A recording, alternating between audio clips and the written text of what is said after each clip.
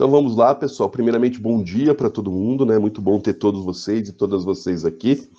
A gente está estudando nesses domingos aqui a Epístola de Paulo aos Romanos.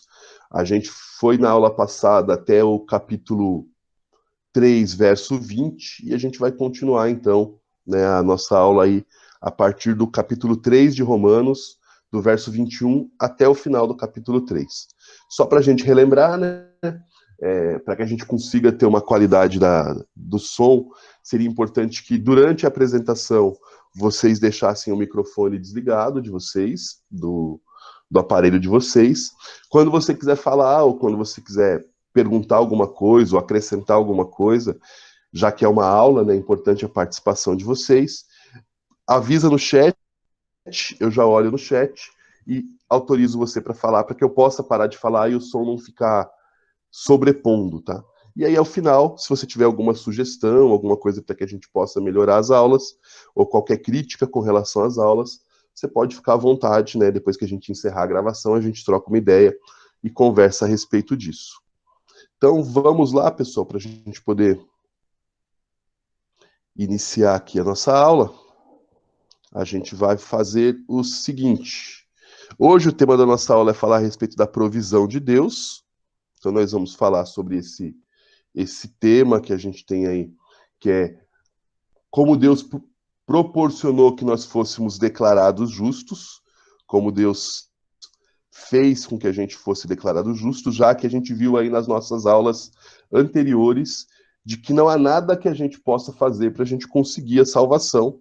Então, diante disso, como é que Deus fez? Já que a gente não tem nada o que fazer, como é que Deus fez? Então, só para a gente relembrar, na semana passada, a gente falou sobre a justiça de Deus e a necessidade do evangelho. Nas últimas semanas, na verdade, a gente falou sobre esse assunto e a gente viu, entre diversas coisas, a gente viu o seguinte. Primeira coisa importante, que a humanidade ela está distante de Deus. Paulo fala que todos pecaram, a gente vai ver na aula de hoje, e que essa questão é geral. Ela serve para todas as pessoas, tanto as pessoas que são consideradas religiosas, as que pertencem a uma religião, como as pessoas que são religiosas, que fazem parte de uma religião, todos, independentemente, por si só, estão afastados de Deus. Tá? Diante desse afastamento de Deus, é natural que as pessoas tentem resolver essa questão desse afastamento, né? O próprio termo religião quer dizer religare, né? A tentativa do homem de se religar a Deus. Só que os sistemas religiosos que a gente conhece, eles não servem para resolver esse afastamento. Ir à igreja não resolve, frequentar a escola bíblica não resolve, fazer boas obras não resolve. Não há nada que resolva esse afastamento partindo do homem, né? E, inclusive, Paulo fala claramente que nem a lei resolve. Cumprir ou tentar cumprir o que a lei diz, o que a Bíblia diz, não resolve esse nosso afastamento. Só o Evangelho pode resolver. E aí a pergunta que ficou na aula passada, do verso 20 de Romanos 3, é a seguinte. Legal, se nada disso resolve, se a gente não tem como ser declarado justo para poder ter acesso a Deus, como é que se resolve, então? Como é que a gente é declarado justo? Então, essa foi a questão, a discussão que ficou para que a gente pudesse conversar na aula de hoje. O que pode ser feito para que eu, pecador, me achegue a Deus, tenha acesso a Deus? Já que as obras não resolvem, o sistema religioso, a lei também não resolve. Então, a gente vai começar fazendo a leitura de Romanos 3, 21, que é quando eu vou ler o 20 e o 21, tá? Que é quando Paulo começa a apresentar para a gente qual foi o plano de Deus para que a gente pudesse fazer parte, a gente pudesse ser declarado justo diante de Deus. Então eu vou lá para a Bíblia, pessoal, tá? Vamos aqui. Eu vou ler na NVI. Deixa eu colocar para vocês aqui, para vocês poderem acompanhar. Tá? O verso 20, deixa eu dar uma ampliada aqui.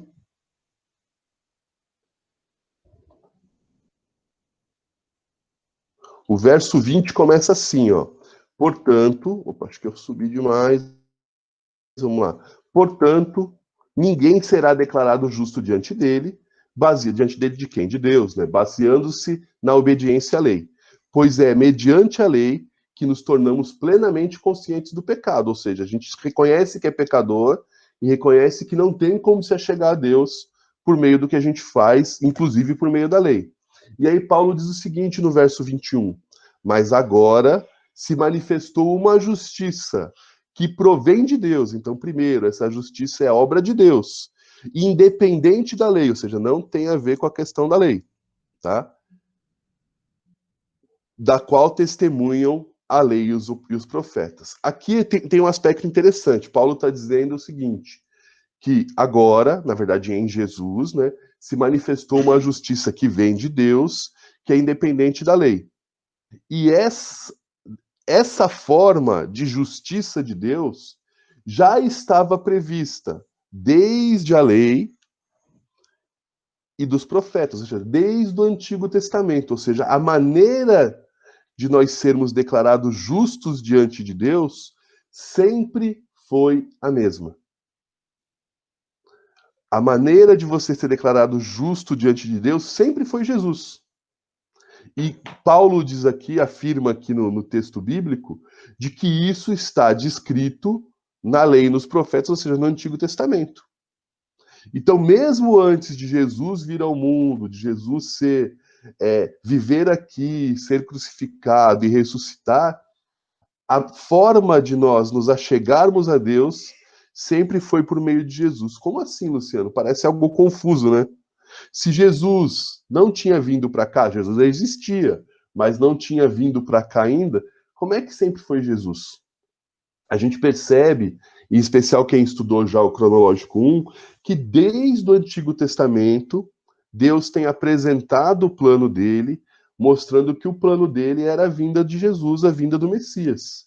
Então tem diversos textos nas Escrituras, desde Gênesis até os profetas, em que a gente percebe Deus falando ao povo por meio dessa questão de que a salvação é nossa aproximação de Deus, que é a salvação, nossa reconciliação com Deus é feita pelo próprio Deus por meio de Jesus. Então, só para a gente relembrar, Gênesis 3,15 diz isso.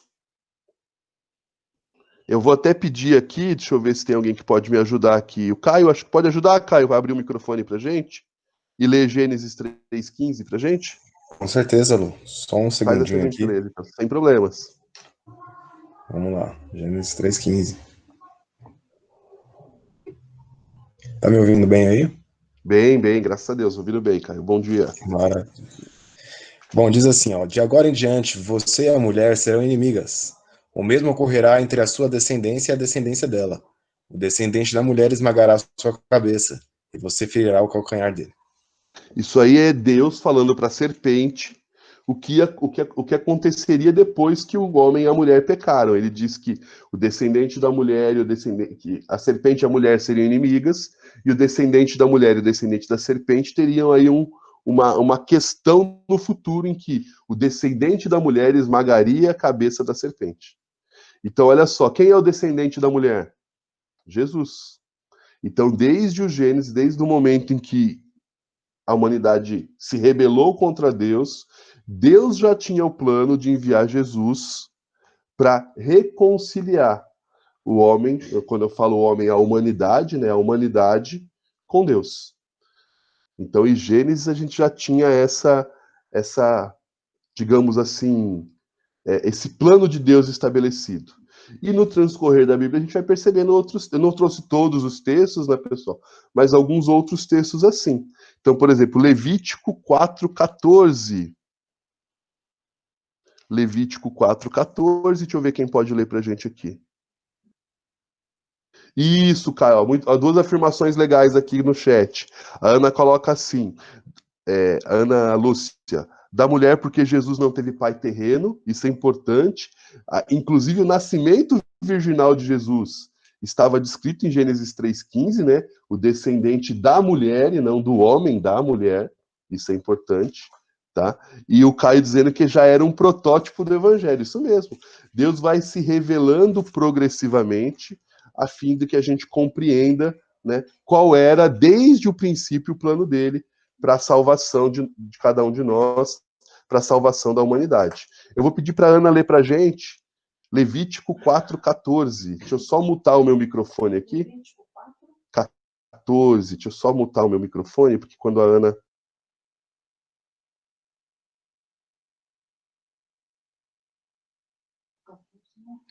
Tá bom? Então estou mutando aqui, pessoal, para a Ana poder falar.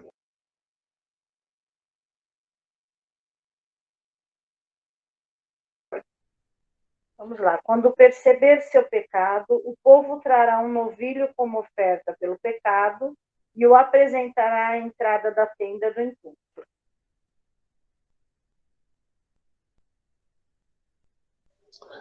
Olha só que interessante. Também aí em Levítico a gente percebe, no sistema de sacrifícios que é estabelecido por meio da lei, também uma tipificação de Jesus. É uma situação em que a gente percebe que quando a população pecava, era necessário que o inocente morresse no lugar do culpado. Então, o novilho, depois a gente tem no livro de Levítico em vários pontos dizendo que precisava ser sem mácula, sem nenhum tipo de defeito, sem mancha, que era apresentado em sacrifício pelo pagamento do pecado do povo judeu, do povo hebreu, e a gente percebe aí então uma tipificação de Jesus, apontando, olha, vai chegar um momento em que o pecado vai ser totalmente extirpado do mundo por meio de alguém que vai morrer, alguém sem pecado que vai morrer no lugar dos pecadores. É por isso que quando João Batista vê Jesus nos evangelhos, João Batista afirma: eis o Cordeiro de Deus que tira o pecado do mundo. Porque isso já era algo incultado na cultura do judeu, de que era necessário de que o inocente morresse no lugar do culpado. Outro texto para a gente poder dar sequência aqui, o Salmo 110. Eu vou ler o Salmo, porque é um pouquinho mais longo, eu vou ler o Salmo 110, e a gente vai perceber aqui, no Salmo 110 também, Jesus sendo apresentado, mesmo que indiretamente, Jesus sendo apresentado no Salmo de número 110, que diz assim: o Senhor disse ao meu Senhor, que Senhor disse ao meu Senhor, né? Sente-se no lugar de honra à minha direita, até que eu humilhe seus inimigos e os ponha debaixo de seus pés. O Senhor estenderá o seu reino poderoso desde Sião. Você governará seus inimigos. Quando você for à guerra, seu povo servirá de livre vontade. Você está envolto em vestes santas, e sua força será renovada a cada dia como orvalho da manhã. O Senhor jurou e não voltará atrás. Você é sacerdote para sempre, segundo a ordem de Melquisedeque. O Senhor está à sua direita para protegê-lo, esmagará muitos reis no dia da sua ira. Castigará as nações e encherá suas terras de cadáveres. Esmagará as cabeças por todo o mundo. Ele próprio, contudo, se refrescará em riachos ao longo do caminho. Ele será vitorioso. De que Senhor que disse ao Senhor dele, Davi está falando? A respeito de Jesus. Então, o Salmo 110 é um dos diversos salmos que a gente tem, que são salmos messiânicos, que apresentam para a gente o plano de Deus por meio de Jesus. E só para a gente fechar, né, um exemplo dos profetas, Isaías 53, de 7 a 10. Deixa eu ver aqui, o Caio disse o seguinte: é interessante também que em Gênesis 15, 6, fala de Abraão sendo declarado justo por crer na promessa de Deus. Isso, Caio. Esse texto eu deixei um pouquinho de lado, porque nós vamos na próxima aula falar a respeito da fé de Abraão, tá? Mas é um texto também que fala isso. O que salvava no Antigo Testamento e que continua salvando hoje no Novo Testamento é crer em Jesus, crer no Messias que Deus prometeu. E é essa fé que Abraão tinha, que a gente vai conversar na aula que vem. Deixa eu ver aqui se alguém pode nos ajudar aqui para ler esse último texto. Deixa eu ver aqui. A Dida está com a Bíblia aí pertinho, Dida? Se você puder nos ajudar. Sim. Lê para a gente, então, de Isaías 53, de 7 a 10. Ok, só um minutinho. 53, 7. Tá me ouvindo? Bem, muito bem, Dida, graças a Deus. Ok.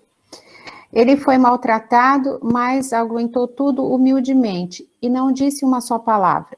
Ficou calado como um cordeiro que vai ser morto, como uma ovelha quando cortam a sua lã.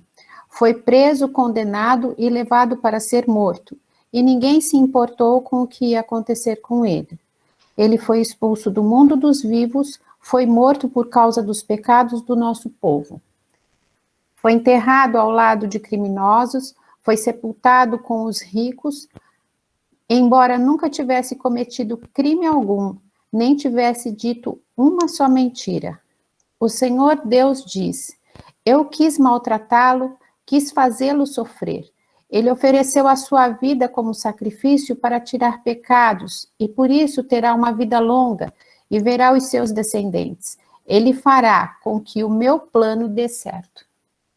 Olha só que plano é esse, o plano de nós sermos salvos. Então, desde o começo, e a gente percebe isso sendo revelado de maneira progressiva nas Escrituras, o plano de Deus de nos reaproximar a Ele sempre foi por meio de Jesus.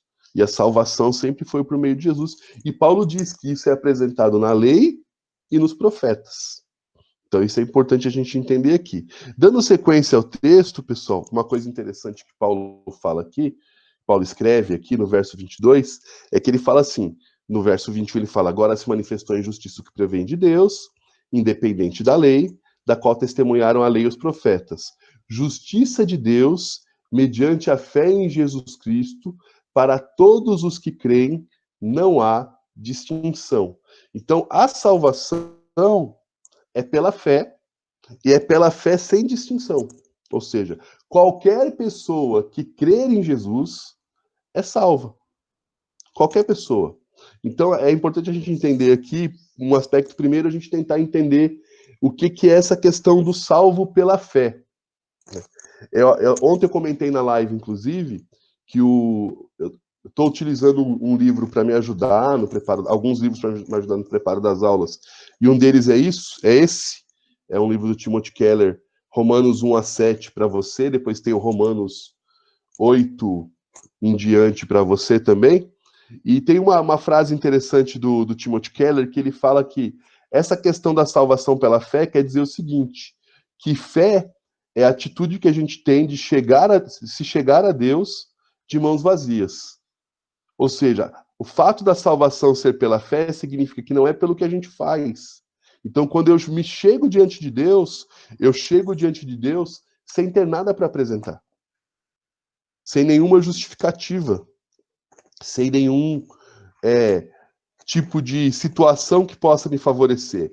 E nesse mesmo texto, ele coloca uma afirmação interessante do Martin Lloyd Jones, tá? Que é um pregador bastante proeminente do século XX, e que o Martin Lloyd Jones diz assim, ó, o homem que tem fé é o homem que não olha mais para o mesmo, nem espera mais nada de si mesmo. Não olha mais para nada do que foi um dia, não olha para o que é agora, não olha para o que espera ser. Ele olha exclusivamente para o Senhor Jesus Cristo e sua obra completa, e só nela descansa. Ou seja, o homem que tem fé, o ser humano que tem fé, é a pessoa que sabe que nada do que ele faz vai trazer para ele a salvação, vai aproximá-lo de Deus. Tá? Nada disso. O que isso significa, pessoal? Que a salvação, ela é um ato de generosidade de Deus para todas as pessoas. Disponível para todas as pessoas. Independentemente de quem essas pessoas sejam. Homens, mulheres, brancos, negros, independentemente de quem são. Deus está oferecendo a salvação para todos e todas. O que isso traz de lição para a gente, pessoal? Não existe, já que a salvação é pela fé, não existe mas. Ó, a salvação é pela fé, mas você precisa ter uma vida correta, tal. Não existe mas, a salvação é pela fé. A gente já falou isso na aula passada, né? As nossas obras, elas são, na verdade, evidências de que nós cremos. ou evidências de que nós somos salvos, e não são a causa de nós sermos salvos. E aí também, em função disso, não existe mais. Já que é pela fé em Jesus a salvação, como Paulo afirma aqui, eu não preciso ter a fé em Jesus e mais alguma coisa. Então eu não preciso ter a fé em Jesus e ir à igreja. Eu não preciso ter a fé em Jesus e entregar o dízimo. Eu não preciso ter a fé em Jesus e fazer parte da igreja tal ou da igreja qual. Eu não preciso ter a fé em Jesus, mas guardar um mandamento, guardar o sábado. É a fé em Jesus e somente a fé em Jesus. E para qualquer pessoa que tiver fé em Jesus.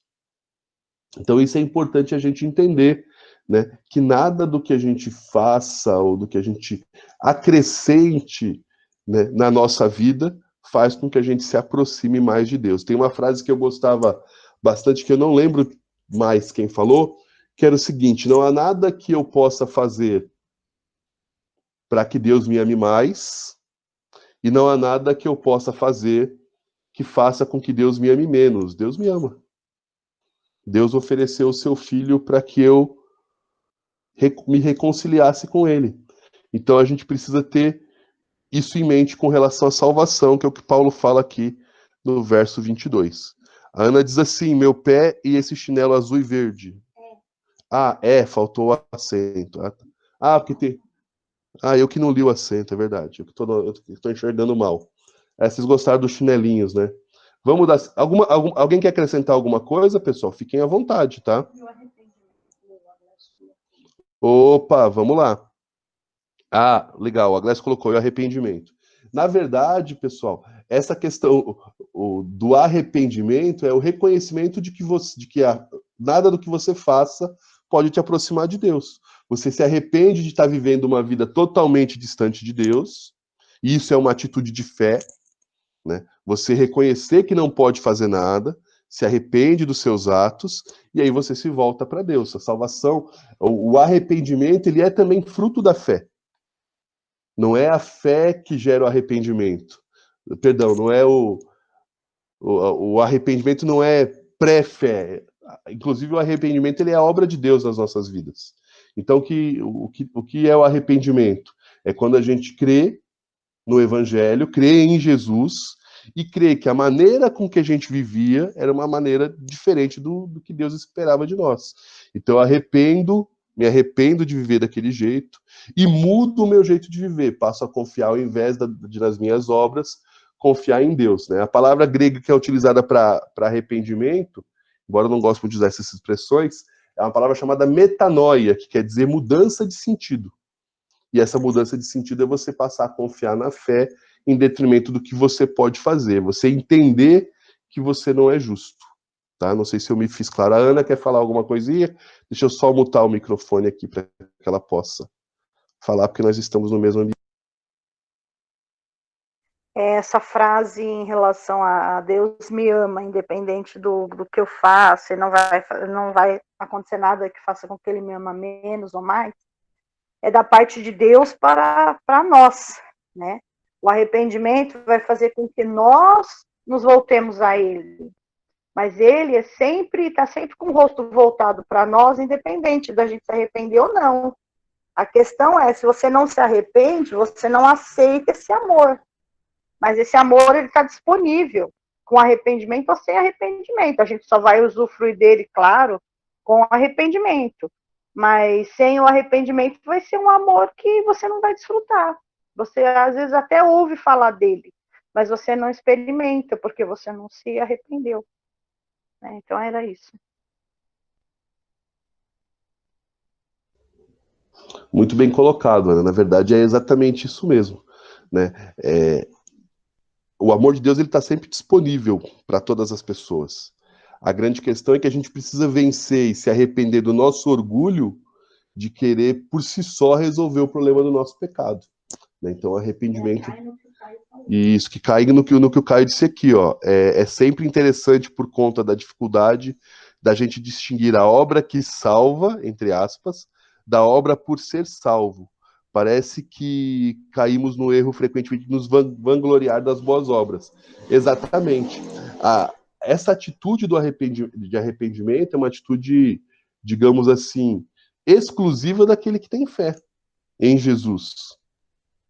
Porque só quem tem fé em Jesus é capaz de compreender que ele é insuficiente para alcançar a salvação. De que tudo que a gente faz, por mais que a gente queira viver corretamente, se a gente tenta fazer isso por si só, a gente está incorrendo em pecado também. E até o arrependimento, ela é obra de Deus nas nossas vidas. Porque Jesus fala que é o Espírito Santo quem nos convence do pecado, da justiça e do juízo. É o Espírito Santo que faz com que a gente se arrependa. Então, até isso é Deus trabalhando no meu e no seu coração para que a gente se arrependa. Até o arrependimento não é algo que nasce espontaneamente dos nossos corações.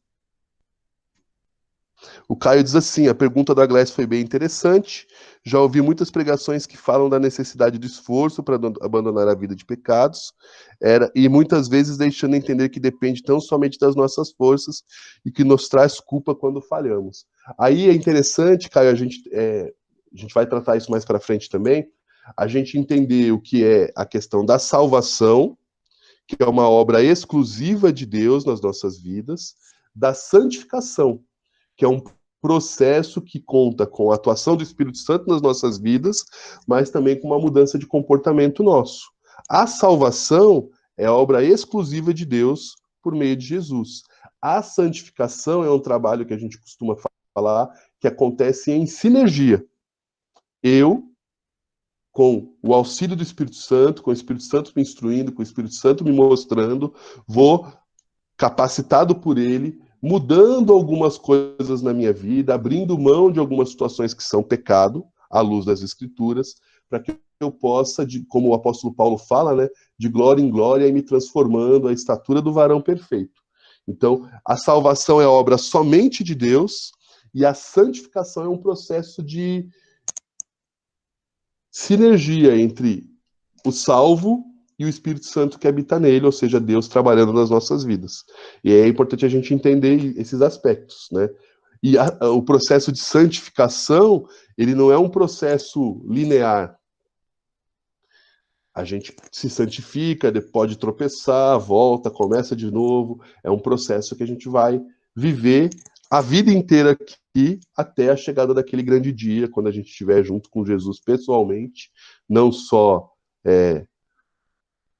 com o Espírito Santo habitando em nós, mas face a face com Deus, em que a gente vai ser glorificado, e aí não é necessária mais santificação. Exatamente, pastor Elias, santificação, o processo de santificação, essa transformação do salvo, ela é uma evidência da salvação, ela não é a salvação em si. Perfeito, perfeito. Bom dia, pastor. Seja bem-vindo. Seguindo aqui, pessoal, Paulo segue então no capítulo 3, verso 23, que é um texto bastante conhecido, a gente vai falar a parte A dele aqui. Ele diz o seguinte, ó: não há distinção, né, verso 22, pois todos pecaram e estão destituídos da glória de Deus. Vamos tratar, a gente já tratou bastante essa questão do todos pecaram, né? A gente viu na aula passada, todas as pessoas pecaram, não tem quem não tenha pecado. O único ser humano que viveu aqui não teve pecado nenhum foi Jesus. Nós já tratamos bastante isso, não tem nenhuma exceção. Quem é da igreja pecou, quem não é da igreja também pecou, todo mundo peca, todo mundo pecou, embora não seja algo que a gente incentive o pecado, tá? Mas a gente pecou. E por pecar, a gente necessita da salvação por meio de Jesus. O que eu queria tratar mais com vocês é esse termo do destituídos da glória de Deus. Essa tradução da NVI é uma tradução que a gente usa bastante, mas eu vou ver em outras traduções para a gente poder conversar a respeito desse termo destituídos. Olha, a Almeida revisada e corrigida diz o seguinte, ó. Tá, verso... Também diz, todos pecaram e destituídos estão da glória de Deus. Mas olha só o que a NVT fala, para a gente tentar entender um pouquinho melhor esse termo destituídos, né? Diz assim, ó, pois todos pecaram e não alcançam o padrão da glória de Deus. Por que isso acontece, pessoal?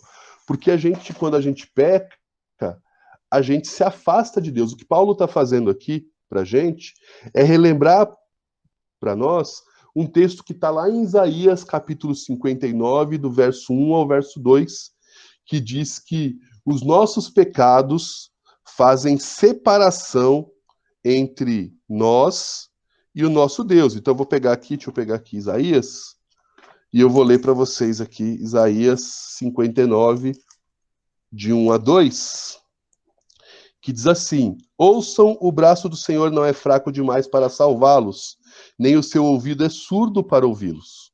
Foram suas maldades que os separaram de Deus. Por causa de seus pecados, ele se afastou e já não os ouvirá. Então, quando a gente peca, ou seja, o fato de nós sermos pecadores, isso vai nos afastando do padrão que Deus espera de nós e vai nos afastando de Deus. Então, na verdade, embora a gente tenha aí uma série de definições a respeito do que é salvação, né? A gente tem uma definição mais jurídica, de que a salvação, que é, inclusive, que Paulo trabalhou aqui, que é o fato de Deus nos determinar justos por meio de Jesus, mas a salvação, ela também é a reconstrução de um relacionamento que foi quebrado. Quando a humanidade pecou, ou a Dida colocou aqui, acho que foi a Dida, Bíblia na linguagem atual, todos pecaram e estão afastados da presença gloriosa de Deus. Isso. E o pastor coloca assim, ficar aquém, ser deficiente, exatamente isso. O fato de nós pecarmos, desde lá do pecado original, inclusive os nossos pecados que a gente comete ainda aqui, eles nos afastam de Deus no sentido de nos afastar do padrão que Deus estabeleceu para a gente. E o que acontece aqui? O fato de nós termos pecado, estarmos afastados de Deus, mostra que é necessária uma reconciliação desse relacionamento. E a resolução dessa reconciliação foi feita por meio de Jesus. É Deus quem dá o primeiro passo para que esse relacionamento que foi quebrado seja restaurado. A gente acabou de ler que quando, lá no pecado original, quando os primeiros seres humanos, Eva e Adão, eles pecaram contra Deus, de que é Deus quem vai ao encontro do homem e da mulher, vai ao encontro da humanidade para restabelecer esse relacionamento. Tanto lá no Éden, quanto para cada um de nós individualmente. Então, quando fala que nós estamos afastados de Deus, mostra que o pecado faz com que haja aqui um distanciamento entre Deus e a humanidade. E é por meio de Jesus que esse distanciamento vai ser resolvido. E é interessante que Paulo trata aqui, do verso 24 ao verso 25, o quão controversa parece ser essa justiça de Deus. Por isso que eu coloquei aí entre aspas, né? Por que controversa? Dentre os vários atributos de Deus, um dos atributos que são muito importantes é o fato de Deus ser um Deus justo. É a justiça de Deus. E olha só o que Paulo fala no verso 24 e no verso 25, que ele escreveu aqui pra gente. Deixa eu voltar para a NVI. Ele fala assim, ó: pois todos pecaram e estão destituídos da glória de Deus, a gente leu agora há pouco, sendo justificados gratuitamente por sua graça, por meio da redenção que há em Cristo Jesus. Deus o ofereceu como sacrifício para propiciação, mediante a fé pelo seu sangue, demonstrando a sua justiça. Porque o que acontece aqui, pessoal, Deus, ele é justo. E a Bíblia fala em vários aspectos que Deus também é amor. Mas como é que Deus pode ser justo e ser amor ao mesmo tempo? Como é que Deus pode dizer, olha, eu amo o Luciano, mas eu sou justo, e como eu sou justo, o Luciano precisa ir para o inferno. Você não ama o Luciano? Amo, mas eu tenho que ser justo. Então, mesmo amando o Luciano, teria como destino eterno o inferno. Mas essa questão da justiça de Deus, Deus faz o quê? Ele resolve essa questão da necessidade de alguém, do Luciano ir para o inferno, por meio de Jesus. Olha só o que o John Murray fala. a respeito da justiça de Deus e do amor de Deus. Deus amou tanto os objetos da sua ira, ou seja, eu, Luciano, que deu seu próprio filho, com o fim de que ele, pelo próprio sangue, fizesse provisão pela remoção da sua ira. O Timothy Keller, ele fala um negócio interessante, fala assim, Deus não deixa de lado a sua justiça. Ele volta a sua justiça contra ele mesmo. O que está dizendo aqui, olha, o pecado faz com que a gente tenha que pagar o preço do pecado, que lá na frente, no capítulo 6, Paulo vai dizer para a gente que o salário do pecado é a morte. Então, a justiça de Deus se volta contra aquele que pecou. E aí o que Deus faz para que a justiça dele seja satisfeita? Ele entrega ao seu filho para pagar o preço no meu lugar. Então, ele prioriza o amor para que a justiça dele possa ser satisfeita. Deus diz o seguinte, olha, o Luciano precisa pagar pelo pecado dele. E o preço do pecado é a morte. Então eu fiz o seguinte, eu enviei Jesus, o meu filho, como demonstração do meu amor ao Luciano, para que ele pague o preço do pecado do Luciano. É isso que aconteceu. Isso, ó, não sei se foi a Dida que colocou. Através de Jesus, o erro é reparado e o pecado é justificado por Jesus, exatamente. Precisa que alguém pague o preço. O Luciano precisa morrer. Mas o que Deus fez, estabeleceu um substituto para o Luciano. A Ana vai fazer um comentário. É bom estar aqui do lado do Luciano, que eu não preciso nem escrever nada. Eu só levanto o dedo, ele já olha para minha cara, sabe o que eu quero falar. Eu acho isso muito interessante. Até foi tema um dia de uma discussão com o Testemunha de Jeová, que ele queria me provar que Jesus era homem, era humano, simplesmente humano, somente humano, que ele não tinha nele nenhuma divindade. E o amor escandaloso de Deus é isso, é porque ele mesmo se fez homem. É Deus quem tem capacidade para fazer esse pagamento. Nenhum homem no mundo teria condições de efetuar esse pagamento. Então, é o amor escandaloso de Deus. Ele mesmo coloca o preço e ele mesmo vai lá e paga o preço. Ele estabeleceu o preço, que ninguém podia pagar. Então, se é um preço que ninguém pode pagar, só ele mesmo vai lá e paga o preço. E isso é algo fantástico revelado de Deus para nós, né? Então, é lindo. Só queria acrescentar isso, que é maravilhoso. O Caio diz que a Ana sempre tem histórias legais com pessoas de outras religiões. Acontece mesmo. Mas assim, pessoal, é tão maravilhoso isso, a gente entender isso, né?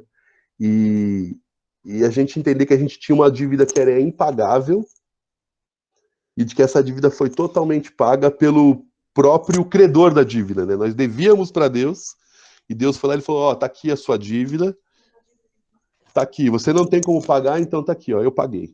Não é só foi perdoada a dívida, eu paguei a dívida. Eu fui lá e quitei a dívida. É isso que é o maravilhoso, né? Por isso que a gente não pode dizer que Deus é injusto quando ele nos perdoa.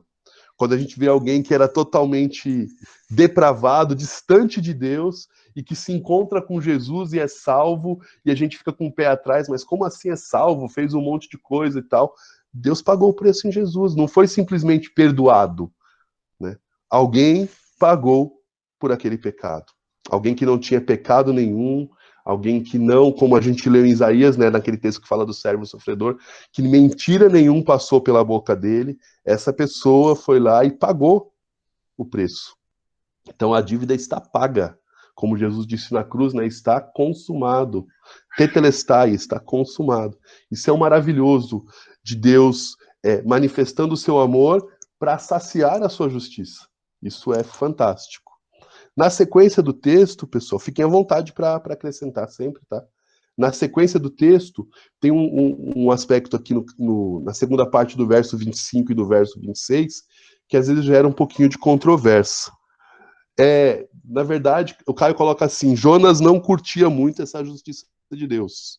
E às vezes a gente também não curte, Caio. Por quê? Porque é a maneira religiosa de pensar, né? Jonas acreditava que os ninivitas não eram dignos do perdão de Deus, que o perdão de Deus era algo exclusivo dos judeus. E esse é o pensamento religioso que muitas vezes a gente tem. A gente vai discutir daqui a pouquinho sobre isso. Mas olha só, pessoal, verso então 25, parte B, e o verso 26, tá? Diz assim, ó. A NVI diz assim, ó. Em sua tolerância, Deus havia deixado impunes os pecados anteriormente cometidos, mas no presente demonstrou sua justiça, a fim de ser justo e justificador daquele que tem fé em Jesus. Essa parte de em sua tolerância havia deixado impune os pecados anteriormente cometidos, dá a falsa impressão de que Deus não ligava para os pecados que a humanidade cometia antes de Jesus, ou para os pecados que a gente comete. Deus não liga, Deus deixa impune. O deixar impune aqui é Deus resguardou a punição para que as pessoas pudessem ter a salvação por meio de Jesus. Na verdade, o que está sendo dito aqui é que Deus exerce tolerância, paciência, para ele poder exercer a justiça dele sem nos condenar. Então, às vezes, a gente tem uma falsa impressão no nosso cotidiano, no nosso dia a dia, na nossa vida, de que a gente pode viver como a gente quer, pecando à vontade, porque Deus vai nos deixar impune. Até agora Deus não pesou a mão em mim, até agora eu não sofri nenhuma consequência, Deus não está ligando. Cuidado, Deus está sendo paciente. Deus está sendo paciente. Então a gente precisa ter esse cuidado com a gente, né? E também as pessoas que não creem em Deus, por que Deus não pune o fulano de tal que faz isso, faz aquilo, faz aquilo? Deus está sendo paciente. Porque a ideia de Deus é exercer a justiça sem necessariamente nos condenar. E para que isso aconteça, é necessário que a gente creia em Jesus.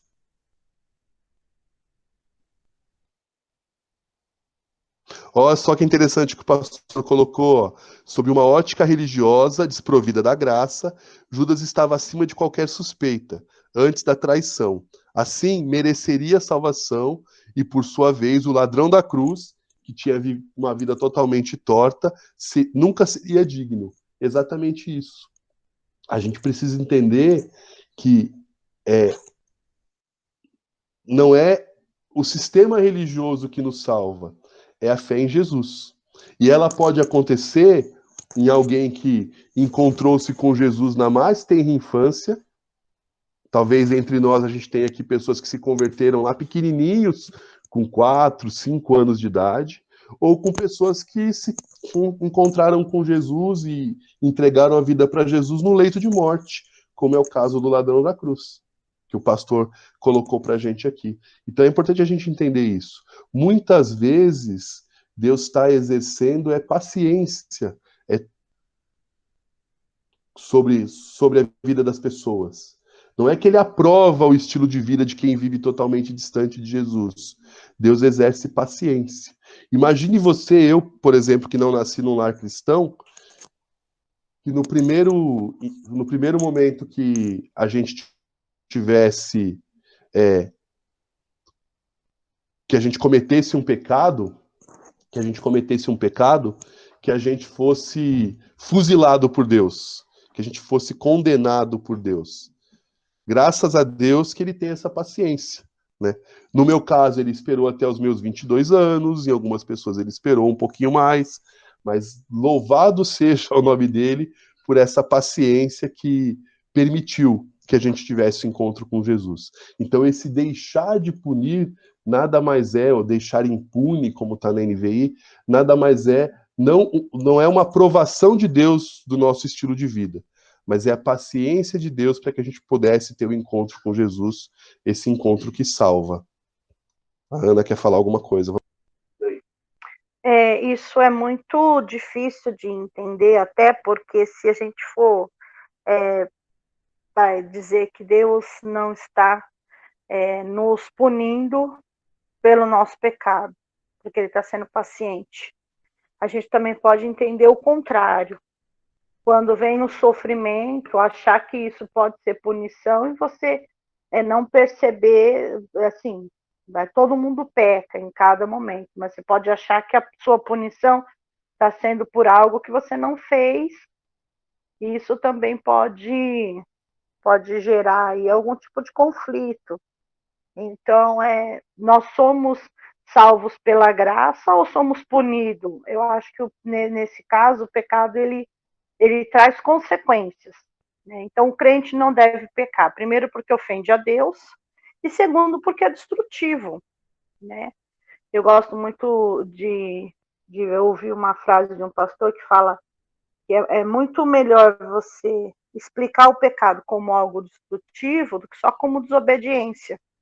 Porque a desobediência pode ser vista, uma mesma atitude pode ser vista por diversos ângulos, né? Então, isso pode gerar mais conflito. A partir do momento que você entende que o pecado é algo que faz mal para você, aí você deixa mesmo de pecar, porque você ama Deus, você não quer se destruir, por várias razões. Nós somos templos do Espírito Santo, nós queremos agradar a Deus, e por essas razões não pecamos.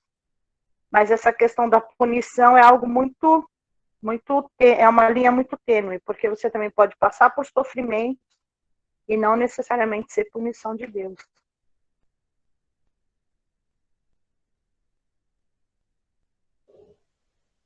Amém, amém. É exatamente isso. Nem todo sofrimento que a gente passa é em consequência do pecado. A gente precisa ter claramente isso. O que muitas vezes acontece, boa parte, ou talvez a maior parte, do sofrimento que a gente vive aqui é consequência da gente viver num mundo corrompido, num mundo em que descansa nos braços do maligno, como a gente vê nas Escrituras, né? Quando diz o mundo jaz no maligno, está dizendo o mundo descansa nos braços do maligno, né?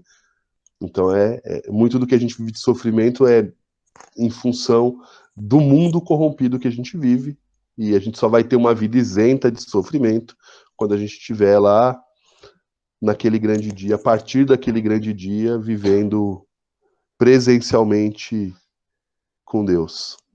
Vamos lá, a Ana escreveu aqui: precisamos ter paz com Deus e tranquilidade de que estamos caminhando com Deus, a esperança de que Ele está cuidando de nós. Essa é uma expressão que eu tenho aprendido bastante, né, a dizer. Quando falam assim, como você tá, Luciano? Como é que tá as coisas e tal? Deus está cuidando, Deus está cuidando.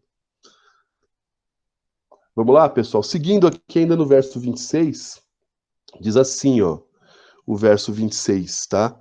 Mas no presente demonstrou a sua justiça a fim de ser justo e justificador daquele que tem fé em Jesus. Aí aqui é bem interessante que o apóstolo Paulo escreve dizendo que Deus ele é justo, mas ele também é justificador daquele que tem fé em Jesus. Então a justiça de Deus, ela se manifesta no fato dele ser justo, ou seja, há um preço a ser pago e esse preço foi pago. Então nós somos declarados justos, não pelo que a gente fez, mas porque o preço foi pago.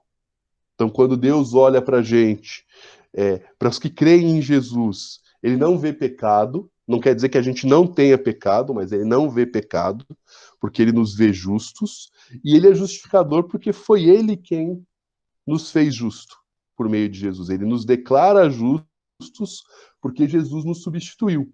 Tem uma analogia que o pastor Valdir costuma utilizar normalmente, que eu acho bem interessante, que ele diz assim, deixa eu ver se eu tenho aqui, acho que eu tenho aqui uma folha de papel. Deixa eu pegar aqui. Só para a gente poder entender. Eu lembrei dessa ilustração agora. Tá? Isso é bem interessante. Aqui está o Luciano. Não sei se vocês conseguem ver, tá? Luciano tem pecado. Então, quando Deus diz que ele me declara justo, ele está dizendo que Jesus me substituiu. Então, o que isso significa? Quando Deus olha, ele vê não o Luciano, ele vê Jesus. Então ele não vê pecado. Então ele me declara justo, porque é por meio de Jesus que eu sou declarado justo. Não quer dizer que eu não cometi nenhum pecado, mas que o meu pecado foi pago por Jesus e que Jesus me substituiu. Ou seja, quando Deus vê o Luciano, ele vê o Luciano por meio de Jesus. Quando ele vê um pecador que crê em Jesus, ele vê esse pecador por meio de Jesus. Então ele olha e vê Jesus. Então isso é importante a gente entender. Nós somos declarados justos não por nada que a gente tenha feito, mas porque Jesus substituiu a cada um de nós. É por isso que Paulo fala que Deus é justificador daquele que tem fé em Jesus. É a fé em Jesus, tá, que faz com que nós sejamos declarados justos. Isso é importantíssimo a gente entender. É por isso que ele diz no verso seguinte o seguinte: onde está então o motivo de vanglória ou de orgulho? É excluído. Baseado em que princípio? Na obediência da lei, ou seja, das coisas que eu fiz? Não, mas no princípio da fé.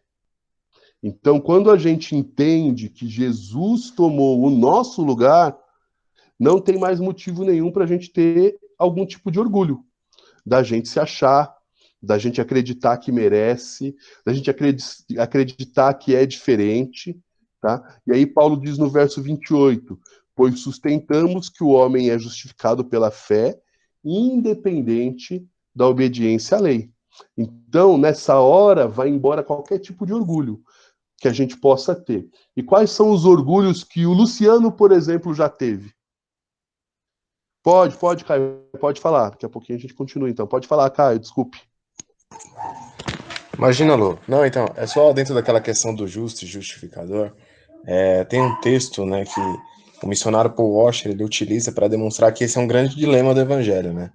Legal. É o Provérbios 17:15, que diz que o Senhor abomina aquele que justifica o perverso, né?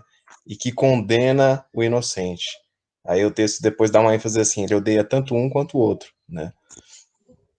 Então, tipo assim, a partir desse versículo ele diz que há um dilema na questão assim, pô, quer dizer então que se Deus abomina quem faz o culpado de inocente, como é que fica a situação dele perante a nós que somos todos culpados, né? E aí é onde vem a questão da justiça de Deus em Jesus. Exatamente. O que Deus abomina é que o culpado seja declarado inocente sem que ninguém tenha pago o preço pela culpa dele. Como Jesus pagou o preço, acho que é essa a lógica que o Paul Washer acaba utilizando, não é isso, Caio? Isso, exatamente. Como Jesus pagou o preço, não há o que abominar, não é isso? Sim, exatamente. Perfeito, perfeito. E aí a gente estava falando aqui dessa questão da vanglória, Caio, do orgulho. Eu mesmo tive, durante a minha vida cristã, em especial no começo da minha vida cristã, mesmo que inconscientemente, eu tive alguns orgulhos. Mesmo que eu não achasse que esses orgulhos fossem a razão da minha salvação, eu me vangloriava de algumas coisas. E talvez algumas pessoas ainda insistam nesse tipo de vanglória. Quais eram os orgulhos que o Luciano tinha, tá? Eu tinha orgulho de mim, da maneira com que eu vivia. Olha, eu não falto nos cultos, eu frequento a escola bíblica, eu dizimo, eu tô lá na igreja o tempo todo, eu trabalho na igreja, eu faço isso, eu tenho uma vida do ponto de vista que a gente tem aqui humano correta. Então eu me orgulhava disso. Me orgulhava também da minha religião. Olha, eu sou de uma igreja cristã, eu creio somente em Jesus, eu tinha orgulho disso. Eu me orgulhava até da minha denominação, porque na Igreja Batista é a doutrina correta, é o jeito certo de fazer as coisas. E eu até acho que ainda não tenho orgulho, mas ainda acho que é. Mas interessante aqui é que Paulo fala, não há espaço para orgulho. Não há espaço para vanglória, porque não é o que a gente faz. É pela fé.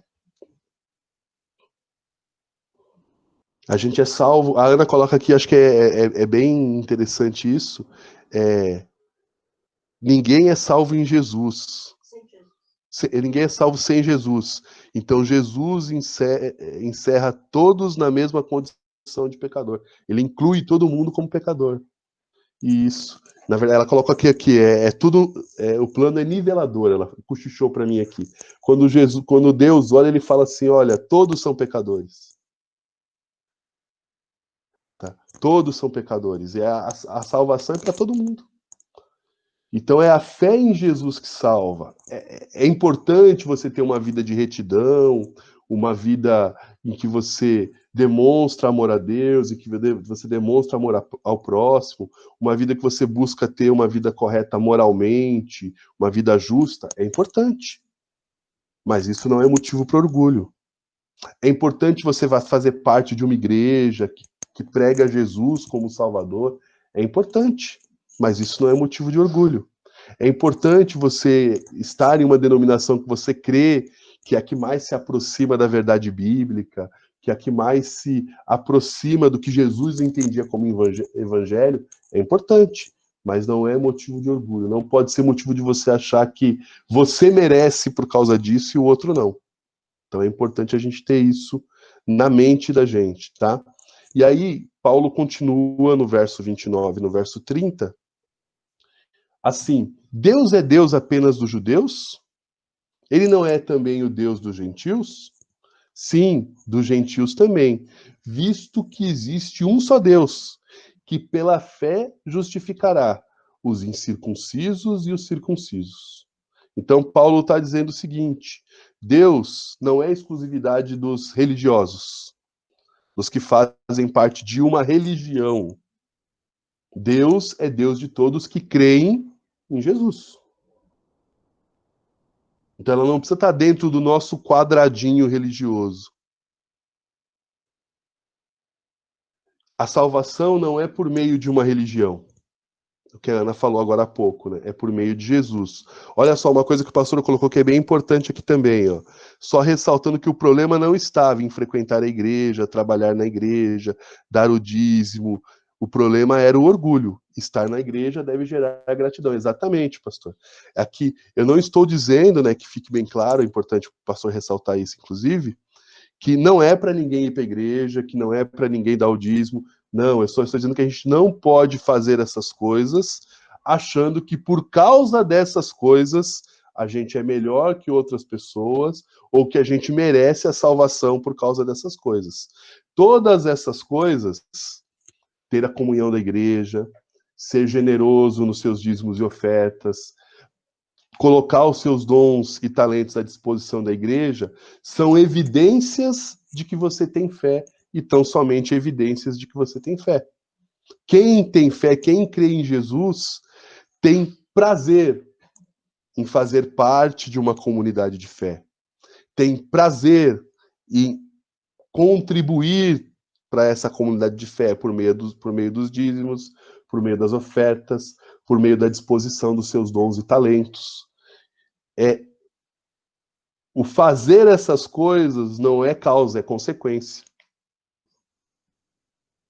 Eu sou salvo, porque eu sou salvo, eu me alegro em estar junto com os meus irmãos, ainda que virtualmente, que é o que está acontecendo aqui, em entregar o meu dízimo e a minha oferta, contribuindo para a progressão do reino de Deus, em colocar os meus dons e talentos para ser bênção na vida de outras pessoas. Então é importante que a gente entenda isso, né? De que a gente é salvo, e porque a gente é salvo e em gratidão pela nossa salvação, a gente vive dessa forma. Até porque, pessoal, é a melhor maneira de se viver. Eu falei na aula passada, se não me falha a memória, que eu já fui questionado se quando eu chegasse naquele grande dia e todo mundo fosse salvo, embora a Bíblia não fale isso. E uma pessoa me perguntou se eu ficaria triste de todo mundo ser salvo, ou se eu me arrependeria, teria remorso de ter vivido uma vida tão comprometida com o Evangelho, com o reino de Deus, com a igreja, mesmo sabendo, ou depois sabendo, hipoteticamente, que Deus perdoa todo mundo. E eu disse para essa pessoa que não, que isso não vai acontecer, porque a Bíblia é clara em dizer que a salvação é por meio de Jesus e só daqueles que creem em Jesus, mas que ainda assim, se Deus salvasse todo mundo, eu ficaria muito feliz porque eu vivi da melhor maneira que se pode viver, tendo comunhão com Deus, tendo comunhão com os meus irmãos, amando a Deus, amando ao próximo. Porque o Evangelho, o reino de Deus, além de ser a salvação de todos nós, é também a melhor maneira que um ser humano pode viver, é viver de acordo com os valores do reino. Não tem outra forma. Amém, pessoal? Então vamos dar sequência aqui. Se alguém tiver alguma coisa para acrescentar, fica à vontade, tá? Não tem problema. Vamos então para o verso 31. Tá? Verso 31 diz assim: anulamos a lei pela fé? De maneira nenhuma. Pelo contrário, confirmamos a lei. O que o apóstolo Paulo está dizendo para a gente aqui, pessoal? Opa, acho que faltou aqui um slide. Vamos lá. Faltou aqui um slide, mas vamos lá. O que o apóstolo Paulo está dizendo aqui sobre o fato da gente anular a lei quando a gente tem fé? E está dizendo que a gente não anula. A lei, ela só é possível ser cumprida quando a gente tem fé. Por quê? Porque a lei foi cumprida em Jesus. Jesus cumpriu a lei. A lei, a gente falou na aula passada sobre isso, ela serve para mostrar a nossa incapacidade de viver sozinhos, sem a intervenção, sem a ajuda de Deus, de uma maneira que agrada a Deus. Então, quando Paulo fala assim, de maneira nenhuma a fé anula a lei, é porque a lei se cumpre na fé. Quando você tem fé em Jesus, você está cumprindo a lei porque você está dizendo, olha, reconheço na lei que eu não tenho condições de viver dessa maneira, então eu recorro a Jesus, que é quem viveu nesse mundo, cumprindo totalmente a lei, cumprindo totalmente o que Deus tinha demonstrado que era o padrão de santidade que nos é exigido. Então, a lei, ela é cumprida de maneira plena e total por meio de Jesus. E quando eu creio em Jesus, quando eu tenho fé em Jesus, eu estou cumprindo a lei. Pessoal, mais alguém... Opa, o irmão Ezequiel colocou aqui, a lei não salva ninguém, mas mostra o pecado, porque a fé é crer que vamos ser justificados por Cristo Jesus e salvos. Exatamente, irmão Ezequiel. Quando eu dava aula para adolescentes, sempre que eu ia dar alguma aula sobre a lei, em especial quando a gente começava a falar dos 10 mandamentos, eu costumava levar para eles ou uma radiografia ou um espelho. Por que a radiografia? Quando a gente olha a radiografia, que tem lá uma fratura, a gente olha para a radiografia e vê que tem lá a fratura. Olhar para a radiografia ou tomar consciência pela radiografia de que há um problema, não salva ninguém. Não cura o dedinho machucado. Mas faz a gente entender que tem algo que precisa ser corrigido. Ou um espelho, quando eu olho para o espelho e vejo uma mancha, vejo uma sujeira no meu rosto, ou vejo que eu preciso fazer a barba, por exemplo, eu vou lá e faço a correção, faço o ajuste, olho para o espelho e faço o ajuste. Então a lei nos ajuda a nos fazer entender o quão distante a gente está de Deus e quais são as áreas da nossa vida que a gente precisa submeter a Deus para que a gente possa viver de uma maneira não só mais agradável a Deus, mas de uma maneira que faça melhor a todos nós. Não, a barba sumir, acho que não, pastor, mas vai ter que diminuir, né? Eu tô com uma dificuldade aí, pastor, que por causa da pandemia eu não tô indo em cabeleireiro e barbeiro, né? Então eu mesmo teria que fazer a barba, eu tenho um pouquinho de dificuldade de fazer ela certinha. Então vamos esperar, vamos ver aí como é que vai ser. Senão eu vou ter que comprar uma maquininha para dar uma diminuída nela, né? Mas diminuir, precisa ajustar, eu preciso ajustar. Preciso sim. Mas sumir, acho que não. Sumir, acho que não. Beleza, pessoal? Para a gente poder fechar, então, a gente pensar um pouquinho, lembrar, né? Salvação, então, é pela fé, a gente bateu bastante nessa tecla aqui, e aí algumas coisinhas para a gente pensar aí em casa a respeito da aula de hoje, tá? Vai raspar nada. A minha mulher escrevendo que eu tenho que raspar a barba. Não, raspar não. Eu fico com cara de sapo quando eu raspo a barba. Eu fico assim, ó. Com essa cara assim, ó. Né? Cara de sapo. Então vamos lá, a primeira coisa para a gente pensar, salvação, ela é pela fé, mas isso não é algo de hoje. Não é algo que Deus inventou depois. Sempre foi assim. Deus sempre salvou pela fé em Jesus, pela fé no Messias prometido. E a gente vai ver isso com bastante propriedade na aula que vem, tá? Vamos lá. Não há nada que eu faça para ser salvo, além de ter fé em Jesus. Não há nada que eu faça para ser salvo, é só pela fé, mais nada. E não há nada que eu faça para perder a salvação, se eu tenho fé em Jesus. Então, caso você tenha cometido algum deslize, algum pecado, se arrependa do seu pecado, mas esse pecado não fez você perder a salvação. Uma vez salvo, sempre salvo. Né? Tem até uma historinha curiosa que acho que também o pastor Valdir que contou certa vez. Imagine que a esposa e o esposo tiveram uma discussão e o esposo ofendeu a esposa. Ele pecou. E aí a esposa sai com uma vassoura para tentar bater no esposo, porque ele ofendeu. Ele sai correndo, vai atravessar a rua e é atropelado. E morre. Mas ele cria em Jesus. Mas ele pecou, ele ofendeu a esposa. Ele é salvo ou não é salvo? Ele é salvo. Ele não teve tempo de se arrepender daquele pecado, mas ele é salvo, porque ele crê em Jesus.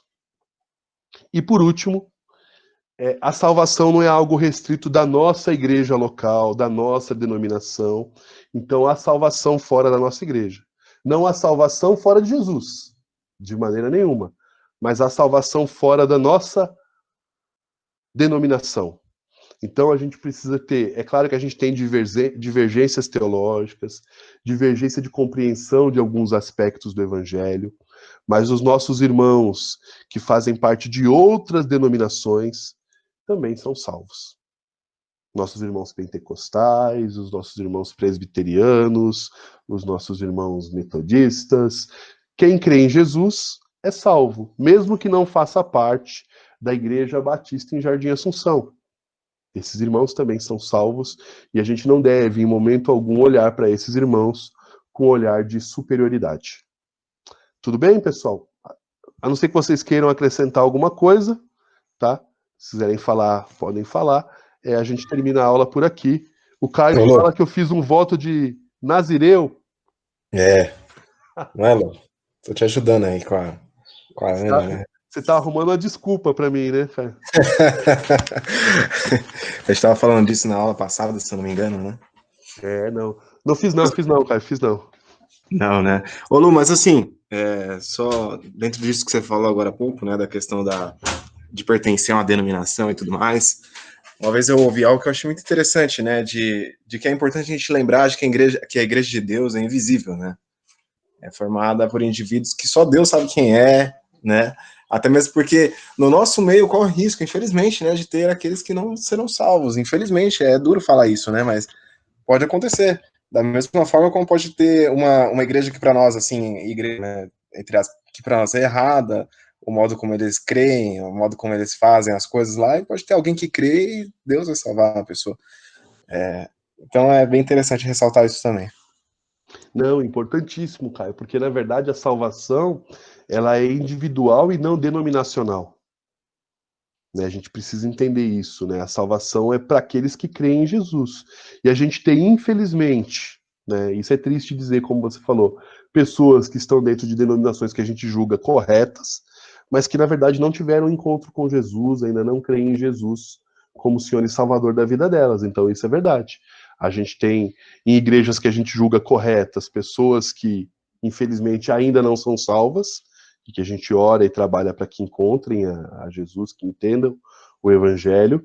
E a gente tem denominações que a gente às vezes julga, a gente trata como denominações que são hereges, que tem alguma questão que são divergentes das nossas, que pode ser que lá tenham pessoas que tenham um coração sincero e que creem em Jesus de verdade. Então a gente precisa tomar esse cuidado para não colocar tudo no balaio, né? O próprio Jesus disse, né, que ao joio e o trigo na mesma plantação e de que só o dono da seara sabe quem é joio e quem é trigo. A Ana quer dar uma palavrinha. Isso que o Caio está falando me lembrou a Igreja Católica, né? isso era tão forte. Até hoje eu não sei se nós temos tanta dificuldade para evangelizar ainda o católico, mas ele sempre batia muito no peito de que eu já tenho a minha igreja, a minha religião, e até a questão do batismo de criança, porque se você batizar a criança na igreja católica, ela já tem uma religião, então automaticamente ela já está salva. Então olha como uma coisa que parece tão inofensiva pode gerar aí uma coisa tão grave, né?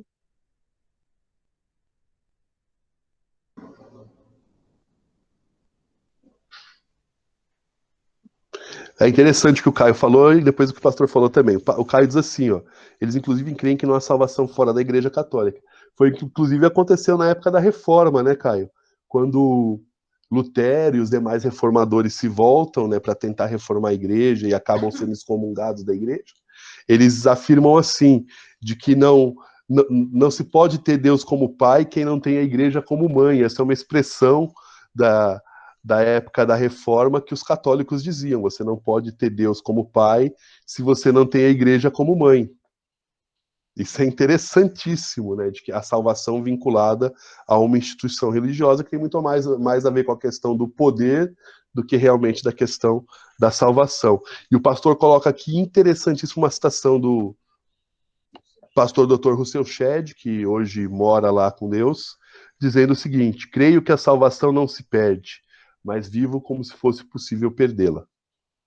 É a questão da responsabilidade, do amor a Deus, de viver uma vida evitando o pecado, ainda que a gente não perca a salvação. Mas é uma vida que a gente tenta viver porque é o melhor para a gente e é melhor para a igreja. Uma pergunta da irmã Maitê: só é salvo quem é batizado? Não, irmã Jaqueline, né? Acho que é.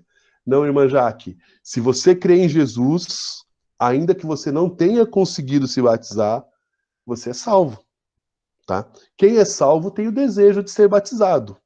Mas imagina o seguinte: uma pessoa se converteu hoje, nesse período de pandemia doido, que a gente não está conseguindo fazer batismos na igreja. Se essa pessoa morrer, ela vai para o inferno? De jeito nenhum, né? A pessoa é salva em Cristo porque ela crê em Cristo.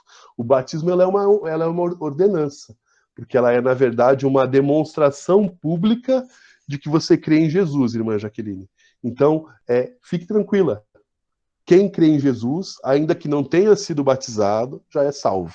O batismo nada mais é do que a gente seguir o exemplo de Jesus, que foi batizado, é uma ordenança que ele nos deixou, mas que por si só não salva, né? O batismo é uma declaração para as outras pessoas de que você é salvo.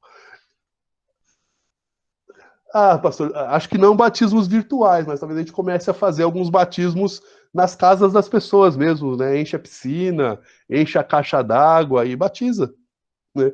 Como diz lá o eunuco quando encontrou com o apóstolo, né? Temos água aqui que me impede de ser batizado, né? Talvez a gente tenha que buscar algumas soluções assim, enquanto a gente não encontra a vacina, né? Batiza a pessoa na casa dela, enche lá a banheira e dá um tibum. Mas espero que a gente não chegue a isso, que a gente consiga resolver esse vírus logo, essa pandemia logo, porque eu particularmente fico muito feliz quando eu vejo irmãos se batizando, declarando a fé em Jesus. Eu sempre me emociono bastante, porque é uma declaração importante, né? A gente declara para a sociedade que a gente crê em Jesus, a gente, de plenos pulmões, a gente fala para todo mundo que está presente ali, os irmãos em Cristo, as pessoas que visitam os nossos familiares: eu creio em Jesus. E acho que isso é impactante demais. Ô, Irmãos, oi, pastor, pode falar. não, na verdade é o Caio. Oi? É o Caio. Fala, Caio, pensei que era pastor, fala, Caio. Não, então, com relação a isso, né, de não chegarmos a esse ponto, justamente por conta de que realmente é muito bom estar, né, numa ocasião como essa, né, de poder presenciar, de poder participar de um momento onde a pessoa está fazendo essa declaração, e isso não é somente a pessoa, né, nós como igreja ali também, presenciando esse momento, a gente está sendo muito edificado, né, em ver uma nova vida em Cristo. Não, perfeito. Eu acho que toda vez que a gente testemunha um batismo, a gente meio que repactua com Deus a nossa fé. A gente lembra do nosso batismo, do que a gente declarou, do que a gente se comprometeu, e a gente reafirma o compromisso também. Acho que isso é importante. Eu falei pastor, quando eu falei do Caio, é porque ele começou fazendo voz de trovão, né? Então, oi, posso falar? Eu pensei que era o pastor Eli quando falou, né? A voz bem grossa, assim, tá? Então eu imaginei que fosse isso. A irmã Jaqueline, tá? Eu pergunto isso porque não sou batizado em igreja alguma, estou em aprendizado e tenho muitas dúvidas. Tenho fé, mas muitas dúvidas. Irmã, a irmã já tem o que precisa, que é a fé. Fé em Cristo é o que salva. E o ter muitas dúvidas, irmã, essas dúvidas nos ajudam a nos aproximar de Deus. Porque quando a gente tem dúvida, a gente pergunta, a gente lê as escrituras e a gente aprende. Então não se culpe por ter dúvidas, né? Como o pastor colocou aí, a dúvida é o primeiro passo, o start para a gente poder aprender. Então isso é importante a gente ter. Então não se envergonhe de ter dúvidas, tá? Eu também tenho as minhas, né? Faz parte desse processo de maturidade cristã. A gente vai sanando as dúvidas e vão surgindo novas dúvidas. E a gente vai buscando a Deus, buscando a pessoas que já trilharam o caminho, e que a gente vai sanando as dúvidas e crescendo na fé. Então, que Deus abençoe as suas dúvidas e vá sanando-as por meio da leitura da palavra, por meio do Espírito Santo que habita na irmã. Tá bom? Pessoal, a gente encerra por aqui, então. Na semana que vem, nós vamos falar, então, sobre a fé de Abraão, no capítulo 4 de Romanos, do verso 1 ao verso 25, às 10h30, tá? E aí a gente vai poder tratar aqui, tá? O Caio diz assim: suspeito que leve uma eternidade para sanar as dúvidas sobre aquilo que é eterno. Exatamente, Caio. Eu acho que a gente vai usar a eternidade para poder sanar muitas dúvidas que ficarem, né? Então a gente vai ter lá várias conversas com Deus, com Jesus, e a gente vai levar a eternidade para conhecer Deus plenamente. Então, obrigado para todo mundo que esteve presente aí. Eu vou encerrar agora a gravação. Deus abençoe vocês, um bom domingo, e a gente interage aí mais um pouquinho às 6h30 no nosso culto de celebração. Bom domingo para todo mundo, Deus abençoe.